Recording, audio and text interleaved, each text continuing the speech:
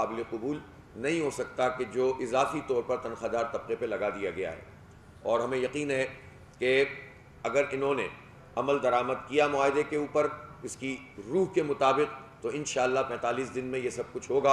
اور میں یہ بھی بتاؤں گا آخر میں کہ معاہدے پر عمل درآمد کرنے کا جماعت اسلامی نے کیا میکینزم بنایا ہے.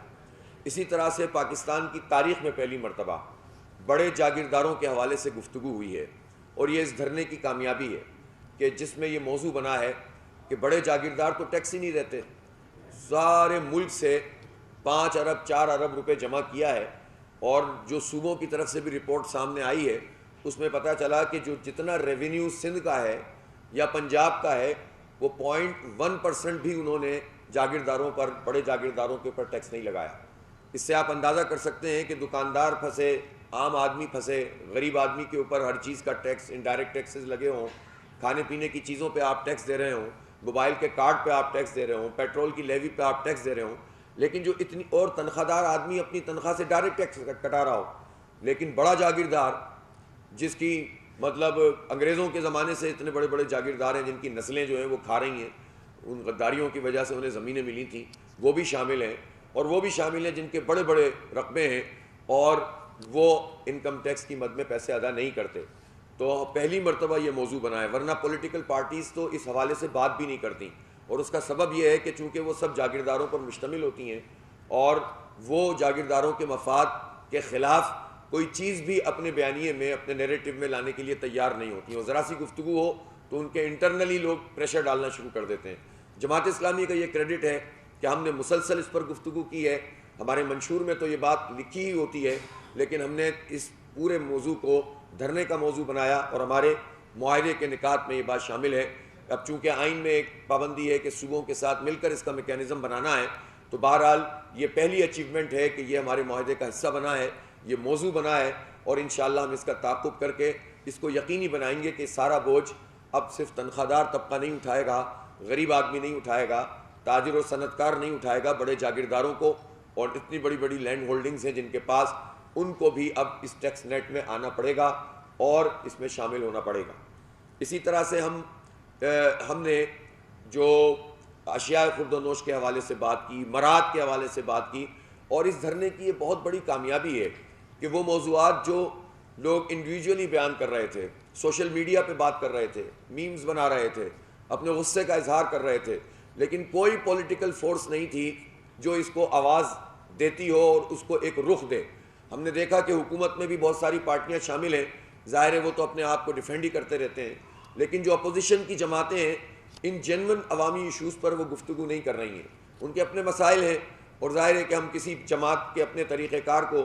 جو بھی ان کا طریقہ ہے وہ اپنی طریقے کے مطابق چلیں، لیکن عوام کہاں جائیں، ان کی آواز کون بنے گا. تو جب ہم نے یہ پوری حق دو عوام کو تحریک شروع کی تو اس کے بعد یہ عوامی ایشوز، جس میں بجلی، جس میں گیس، جس میں پیٹرول، جس میں تنخواہ دار طبقہ،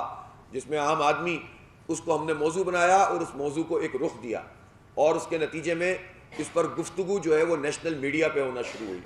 یہ پولیٹیکل ڈیبیٹ کا حصہ بنی، یہ ایک ایک گھر میں پینیٹریشن اس کی ہوئی. ہمارے اس دھرنے میں الحمدللہ تاجر بھی آئے، صنعت کار بھی آئے، اس میں جو ہے ہمارے یہاں الحمدللہ مزدور بھی آئے، کسان بھی آئے، ہر طبقہ وکلاء آئے، علماء کرام آئے، اور یہ سارے کے سارے لوگ اس پورے دھرنے کے ساتھ جڑتے چلے گئے. اور ہماری یہ جو حق دو عوام کو تحریک ہے یہ طاقتور ہوتی چلی گئی. لہٰذا ہم یہ سمجھتے ہیں کہ یہ پاکستان کے عوام کی کامیابی ہے، اور میں اسے یہ سمجھتا ہوں کہ کامیابی کی طرف زبردست پیش رفت ہے کہ جس میں ہم نے حکومت کو مجبور کیا ہے کہ وہ تحریری ضمانت انہوں نے دی ہے، تحریری معاہدہ ہم سے کیا ہے، پوری قوم کے سامنے اور میڈیا کے سامنے انہوں نے اس کا اعلان کیا ہے کہ ہم اس پر عمل درآمد کریں گے. اور یہ عمومی باتیں نہیں ہیں بلکہ اس کو ہم نے ٹائم لیمٹ کیا ہے، اور اس ٹائم کے اندر اس پر عمل درآمد کے لیے باقاعدہ میکینزم بنایا ہے. جماعت اسلامی کی کمیٹی اور حکومت کی کمیٹی ختم نہیں ہوئی ہے، بلکہ ہم نے اس کو کہا ہے کہ وہ میٹنگ بھی کرے گی اور عمل درآمد کا جائزہ بھی لے گی، بجلی کے بلوں کے حوالے سے بھی، تنخواہ داروں کے حوالے سے بھی، تاجروں کے ٹیکس کے حوالے سے بھی، ایکسپورٹرز کو جو اس وقت جو مسائل درپیش ہیں اس کے حوالے سے. یہ ساری چیزیں جو ہیں وہ ہم نے اس معاہدے میں شامل بھی کی ہیں اور اس پر عمل درآمد کا میکینزم بھی بنایا ہے. اس لیے یہ کوئی ایسا معاہدہ اگر کسی کے ذہن میں یہ ہے کہ بس بات ہوئی اور دھرنا مؤخر کرنے کے لیے، ختم کرنے کے لیے کام کیا گیا ہے، تو یہ بھی ہم بتا دیں کہ ہم نے وہیں پر یہ بات بھی واضح کر دی تھی کہ اس معاہدے پر عمل درآمد کے لیے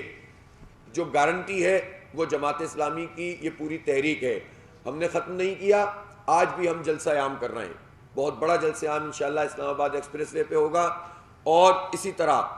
پرسوں یعنی 11 تاریخ کو لاہور میں ایک بہت بڑا جلسہ عام ہوگا, اسے آپ تاریخی دھرنا کہیں, جلسہ عام کہیں. پھر 12 تاریخ کو پشاور میں ہوگا, پھر 16 تاریخ کو ملتان میں ہوگا, 13 اور 14 اگست کو ہم یوم آزادی کی تقریبات منائیں گے, نوجوانوں کو اس میں جو ہے وہ انوالو کریں گے. اور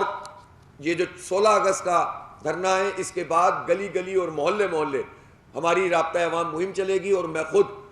خاص طور پر پورے پنجاب کا اور پورے پاکستان کا جو ہے وہ وزٹ کروں گا اس پورے ایک مہینے میں. اور عوامی جو پورا پریشر ہے اس کو ہم مینٹین کریں گے, اس لیے کہ اگر حکومت بھاگنے کی کوشش کرے گی تو یہ اس وقت ہوتا ہے کہ جب لوگ دھرنا دیتے ہیں اور دھرنا دینے کے بعد مذاکرات کر کے گھر چلے جاتے ہیں. جو میدان میں موجود رہتے ہیں وہ اس پر عمل درآمد کو یقینی بنواتے ہیں. اس لیے ہماری یہ پوری تحریک بھی جاری ہے, اور اسی دوران جن چیزوں کے اوپر انہوں نے ہم سے اتفاق کر لیا وہ تو ٹھیک ہے, لیکن جن پر اتفاق نہیں ہوا اور ہماری رائے یہ ہے کہ یہ ہونا چاہیے, اس پر بھی ہم اپنے پورے احتجاج کا حق رکھتے ہیں. اور ہم مشاورت کر رہے ہیں تاجروں سے کہ ہم ہڑتال کی کال دیں, اور یہ 14 اگست کے بعد یہ ہڑتال ملکیر ہم اناؤنس کر سکتے ہیں. اسی طرح سے ہمارے پاس یہ آپشن بھی موجود ہے,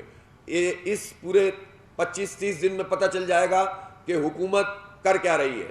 اگر حکومت اپنی روش سے باز نہیں آئی اور معاہدے پر اس نے عمل جو ہے وہ نہیں کیا, تو اس صورت میں ہم پھر پبلک سے یہ اپیل کرنے کی طرف جائیں گے کہ وہ بجلی کے بل کم از کم ادا نہ کریں. اور یہ بھی ایک پیسفل طریقہ ہوتا ہے اپنے احتجاج کو نوٹ کروانے کا. ہم معاملات کو وہاں تک نہیں لے جانا چاہتے. پاکستان کی معیشت